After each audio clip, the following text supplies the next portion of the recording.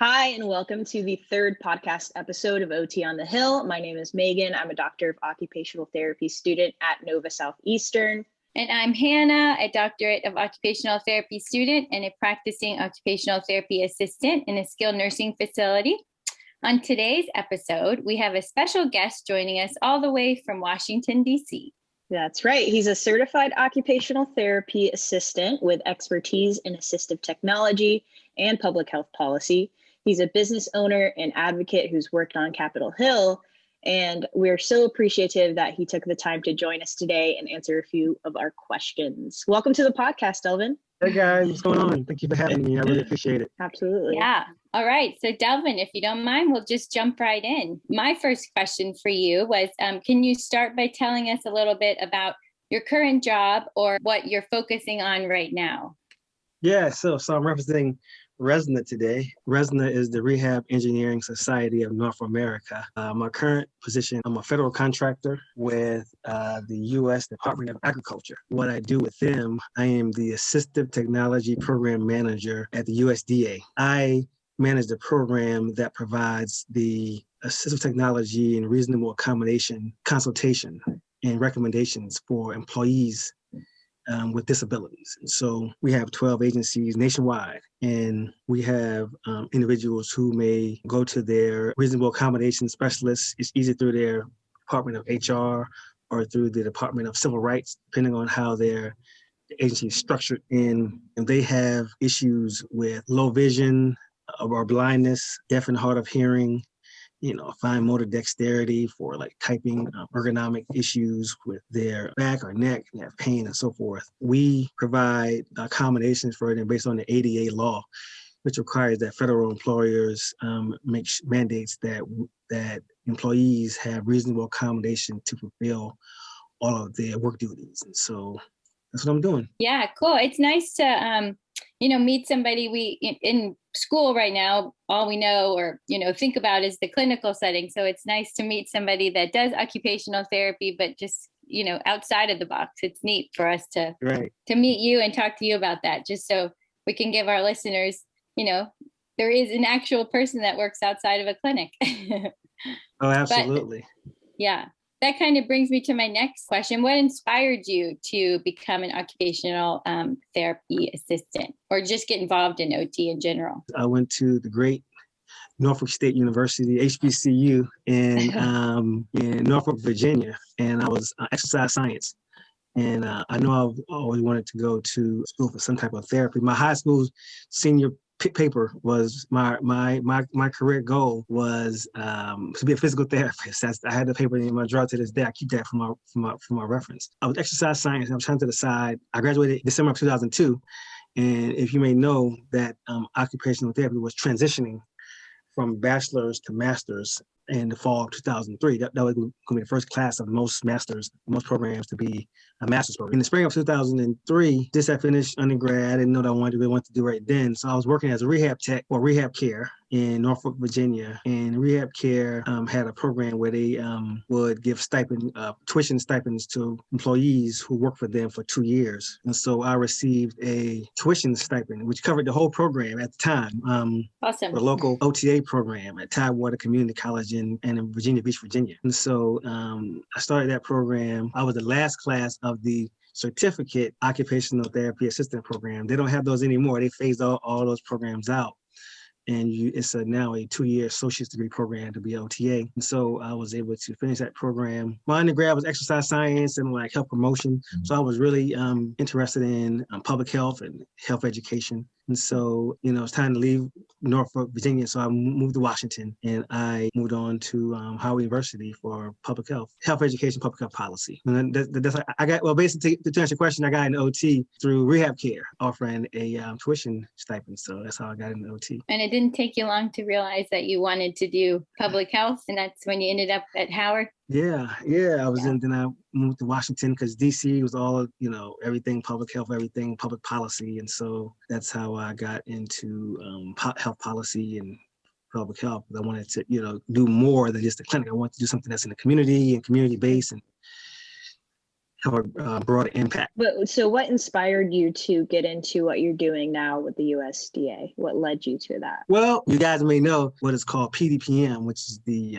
payment-driven model for Medicare, how they were going to restructure PPS, which is the prospective payment system, how the productivity, pretty much. They were going to phase productivity out, and how they were going to do billing for nursing homes was going to change. And so jobs are pretty, heavily opportunities for COTAs in nursing homes. And so that was going to be crazy. So it was going to be a lot of jobs lost. We knew that. And so I said, I got to figure something else out. And so how I got into assistive technology is I wanted to transition out of, clinical into something different. And so I'm on the board of the DC OT Association, and we had our conference in 2019, the spring. The conference was OT is STEM, and it has to do with, all the areas of STEM, science, technology, engineering, and mathematics.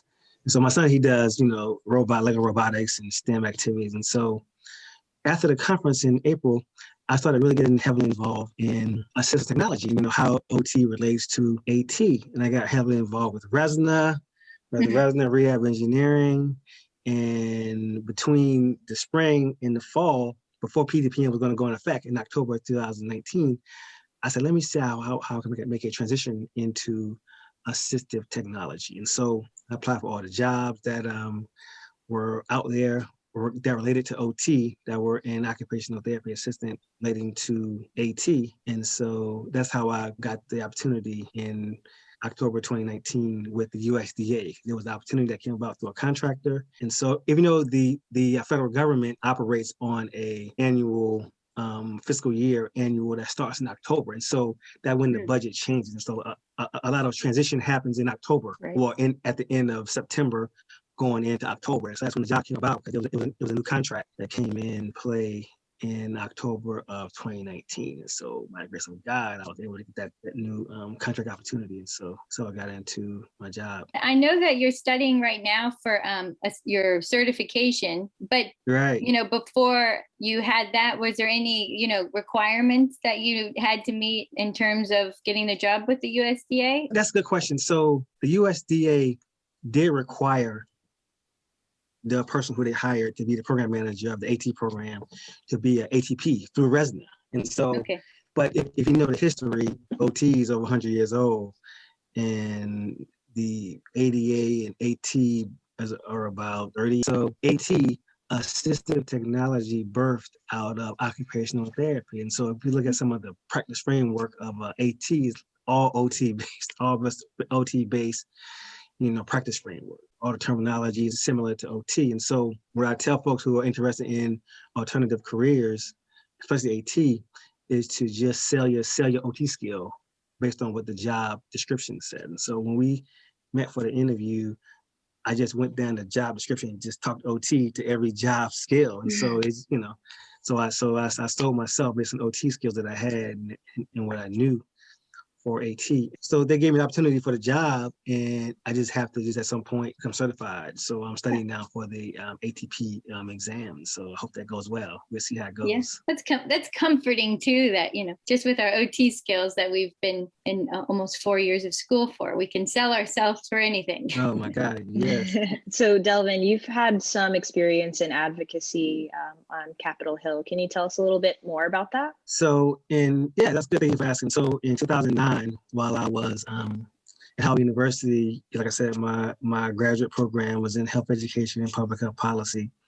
And in 2009, I applied for a fellowship on Capitol Hill. It was a program that was through the Congressional Black Caucus, which is the African American members of Congress who provide, emerging leaders in public policy opportunity to come on Capitol Hill and work in a congressional office and write policy. And and this was good because we know in 2009, President Obama was doing the ACA. So that was like right on time, like perfect. Yeah. And so I was able to receive a fellowship on Capitol Hill. I was a Hill staffer for Congressman Adolphus Towns of Brooklyn, New York. And he's retired now. It's now represented by the Democratic leader, which is my good frat brother, Capitol Psi, Hakeem Jeffries. Cool. Hakeem Jeffries represents Brooklyn. And so I was working on Capitol Hill for Congressman Towns. At the time, he was the chairman of the Government Reform and Oversight Committee.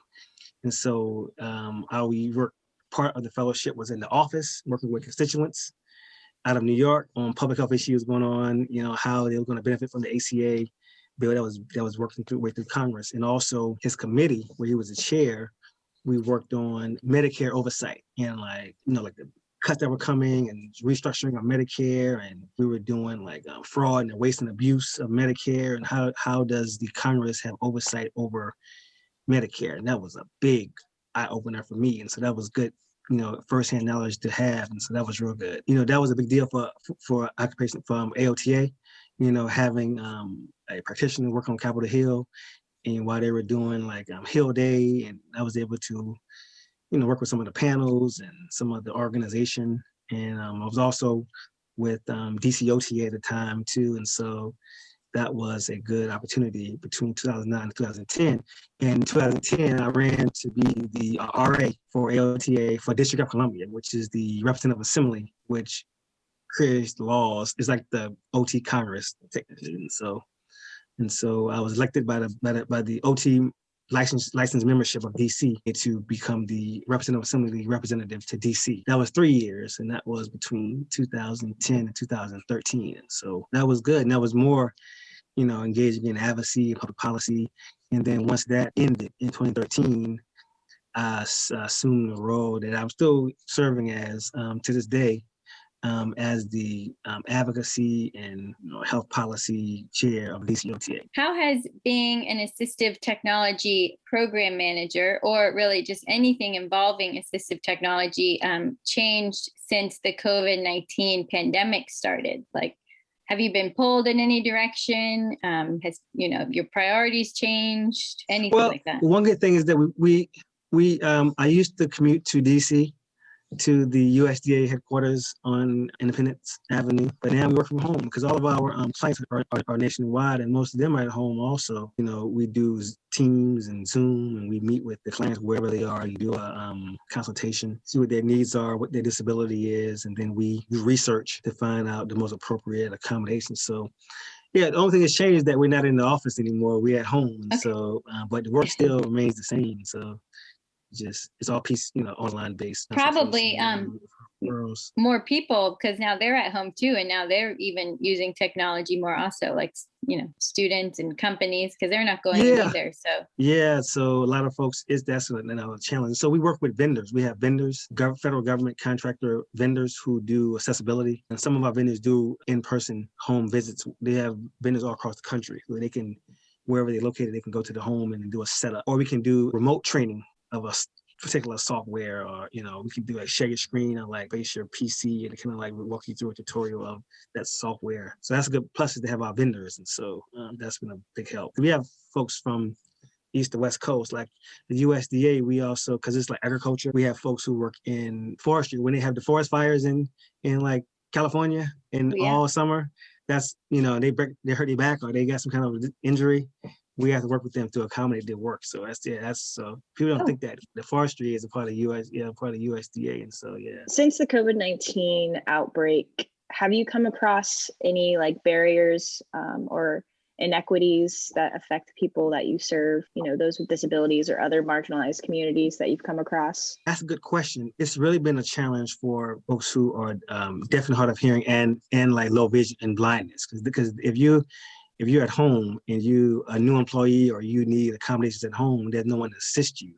This has been rough, especially for folks, for the employees with low vision, and not just low vision, with blindness. Like it's really been, I had a few, we call them customers, like patients or clients. We call them customers, employees who are blind and at home by themselves. That's been a challenge. If you are a person who is deaf and you don't sign, which is, it's a lot of technicalities that I've learned in this job. Like we have some folks who may be deaf and they can sign. So they have a community that they can interact with through video. So that's a huge form of communication for the deaf and hard of hearing community. But we have some individuals who may have late adult onset deafness, or, some kind of where they went deaf later in life and they may not use sign language. So they are really like double limited. They have double limitation. And so they can't communicate they may not hear, and they don't sign. So their only form of communication may be typing. Or they may can read lips, but if you can't see on the video, if it's not in person, it may be difficult. I've met folks who are in very specific situations that have issues. And like one person I was kind of referred to who was at home and he was blind, like he had blindness later in life, and so for other issues, so he didn't read Braille, he didn't have any of the other educational vocational capabilities that some individuals who may have been born that way, congenital, and so they learn through their grade school education how to read Braille, or they learn how to sign through as a child. Right. And if you have an adult onset disability, you will really have a double limitation. So that's really been a challenge for some of our folks at the USDA. So what are some policy related items that you're looking to help change or promote currently? Even though I'm not working in a traditional clinical OT setting, it's still my profession, still my credentials that got me my job. So I'm fully engaged. Like I said, I still serve on the board of DCOTA. And I'm really concerned about the some of the cuts through PDPM and some of the other cuts to just across the board cuts. You guys know that it was just offset by 3%. Is that right? It was, you got the number, it was 9, then it was 6, or then it was 3. Mm-hmm. That's correct. It changed some. So talking about, right? So so Congress felt the advocacy need, and through advocacy, it was able to reduce that 9% to now was what, 3%? Is that right? Yeah, it was 3%. You're right. It would have been 9% would have been huge.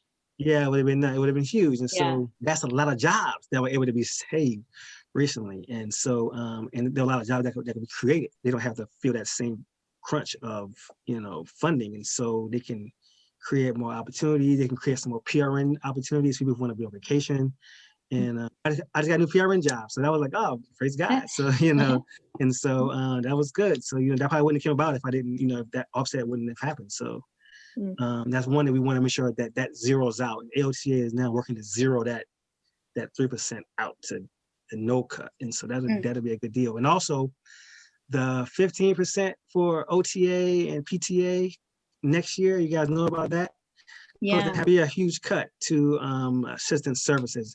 And what Medicare justification is, nurse practitioners and physical and physician assistants already have that cut. They already have that reduced reimbursement to a physician. So it's kind of something that's kind of similar, like a reduced reimbursement for the physician assistant and the nurse practitioner. And so that would say, it saves Medicare, billions of dollars over so many years, over a 10-year Congress budget.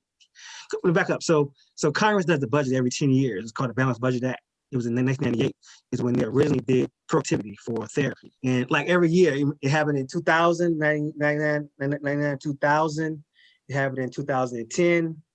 It happened in 2020. So every 10 years, they can restructure the budget for Medicare. Definitely something for all of us to continue paying attention to, or your jobs are literally taken. Going into the right, really, it can be tough. Okay, how about what's one thing you wish you had known before you started your career, or at the beginning of the career? What's one thing you know now that you wish you knew then? There's a lot of different things I could think of a few. Originally you thought that, working as a COTA assistant had limitations on your work, but at the time I thought that it may have, but now that I know that it doesn't. You can do anything. So anything you want to do, you can become a manager, you can own a business, you can work in federal government. When I talk to practitioners, younger or coming up, a new grad, I just tell them that, I just did the AOTA Inspire OTA leadership panel. And so that's going to come out and you see it in April. And, it was about OTAs who work in alternative settings. We just thought that as an OTA at the time that you work in traditional rehab settings, but now I know it's unlimited. I tell folks, wherever there's an OT, assistant can work. If the facility or the company doesn't do that, it doesn't mean that an OT can't work there. Some companies just don't do it for whatever reason. But if an OT works there, an assistant can work there. And so I tell folks all the time that, don't try to put yourself in a box. You can do anything you want. And also tell folks to diversify in your skill attainment, get certifications, do a different degree, mix it up so you can pivot. Like I had to pivot from clinical to AT, use my degrees and mix it up, and you can have more opportunity that way. It really does help, meeting someone like you who is in a non-traditional setting, because it kind of, as a student, it kind of opens up your horizons and kind of turns on a light bulb, and possibilities are endless, really. Yeah, so that's really cool. Oh, absolutely. You guys doing OTD, you guys can do research, you guys can go to academia, you guys can go nonprofit, consultant, you can do straight out the box. You can just go right, you guys, it's a good deal. And I don't know if you guys ever heard it's a group you have to look up on Facebook. It's called the OTD Mandate Group. It's kind of controversial stuff. You guys knew a couple years ago they had a big debate about go OTD mandate, or should it go, OT, go bachelor's and so forth. It's a big controversy. I just say it has to go because all of the other clinical doctorate professions are going that way, like DPT and PharmD and PsyD, all the other clinical professions are going doctorate. You have to go doctorate to be at the same level with your counterparts. And so it's a controversial stuff, but I think that you should do it. Whether OTA stays associates or not, they can have multiple levels, but I think it should have one access point at a level where it's more attainable, so you can get going, or for economic purposes you can attain the OT profession, but OT should definitely go doctorate in my perspective. I agree. What are the best resources that have helped you along your journey? The best resources is always find a good mentor like Ms. Barbara Cornblaw. She's the best out here. We all know her. She was the past ALTA president. She worked on Capitol Hill, and so she's all around everything, and so she's an attorney, which is awesome. Does research. She's a public policy advocate, and so find you a good mentor, which is critical. Yeah, we love Dr. Cornblaw. She's our mentor, and she was on the last episode as our guest, so we got to share her knowledge on that last episode as well. So that is some really good advice. Is there any other advice that you would give someone wanting to pursue a career similar to yours? Like I said previously, that's just a good segue to that again. Diversify. That's what I can always, tell folks. You can do anything, but don't just put all of your eggs in the same basket. Mix your skills up, mix your certifications up. Be able to pivot without any reservation. Like if you're in nursing homes and nursing homes have issues or funding or cuts or whatever, go pediatrics. Just jump, just be able to move to that, just go that way if you can. You can find opportunities for codas in pediatrics and outpatient clinics or schools that may do it. Charter schools may allow codas.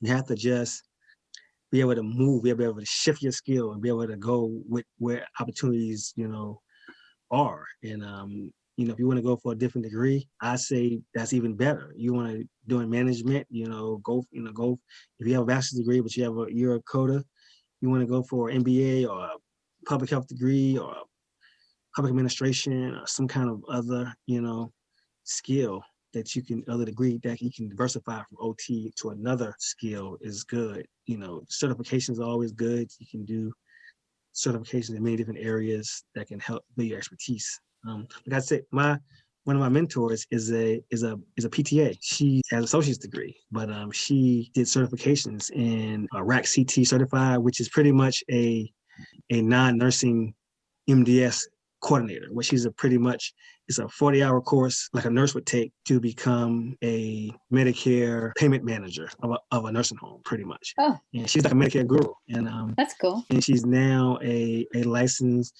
nursing home administrator. And she has her own building. Like she's a PTA. She was a DOR, original, ran like 20 buildings, and so she's my mentor. And so she's all things is Medicare scholar. Like, so anything about Medicare compliance, I call her, hey, she'd give me the rundown on what that is about. And codas also. One of my mentors when I was in my program in Virginia, Jeff Luchek, he was just a coda. He was one of the first people in the certificate program. So he was a certified COTA certificate, and he started his own business. He sold it now for lots of money, but he had Wheelchair Works, which was a great wheelchair DME company, which was very lucrative at the time. And so you can do anything you want. Well, that is wonderful. I think that might be all the time we have for today.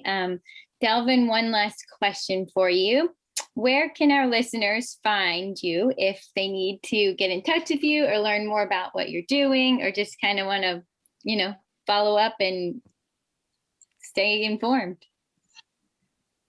Yeah, you can find me on LinkedIn at Delvin Champagne. You can go to my website, which is beltwayrehabprosllc.com. You can find me there. You can also go to mydcota.org, which is the DC Association. I'm there also. Cool. Yep. Awesome. Well, thanks again for joining us. And I hope everyone listening enjoyed this episode. Be sure to subscribe to our YouTube channel and share this episode, and visit us on otonthehill.com. Bye, everyone. Bye. Thank you. Have a good day.